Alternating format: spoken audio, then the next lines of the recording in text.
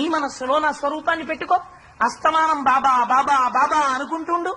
నీ దృష్టి నాయందే ఉంచు. అంతర్ముఖురాలు ఇక్కడుంటే ఎదురుగుండా కనబడక్కర్లేదు. ఎక్కడ ఉన్నా నా స్వరూపాన్ని ధ్యానం చేస్తుండు. బాబా బాబా బాబా అంటుండు. నేను చేసింది అదే కదా నా గురువుతో. నేను నా గురువుతో సమాన స్థాయిని పొందాను కదా. ఇప్పుడు గురు శిష్య అభేదమైంది. నువ్వు కూడా అలా అవుతావు. ఒకనాడు నీకు నాకు భేదం ఉండదమ్మా అన్న. ఎంత గొప్ప మాట చెప్పారు చూడండి మహానుభావుడు. నిజంగా ఇది గురు స్థాయిలో ఉన్న వారికి శిష్య స్థాయిలో ఉన్న వారికి కూడా ఉపదేశ పాఠం. నిజానికి ఎంత అందంగా ఎంత నిజాయితీగా మాట్లాడారో చూడండి. మాట్లాడుతూ ఒక విషయం చెప్పారు. వెంటనే మనకు అనుమానం వస్తుంది. ఏమంటే అలా మనస్సులో పెట్టుకుని ఆరాధన చేస్తే కూడా మనం అలా అయిపోతామండి.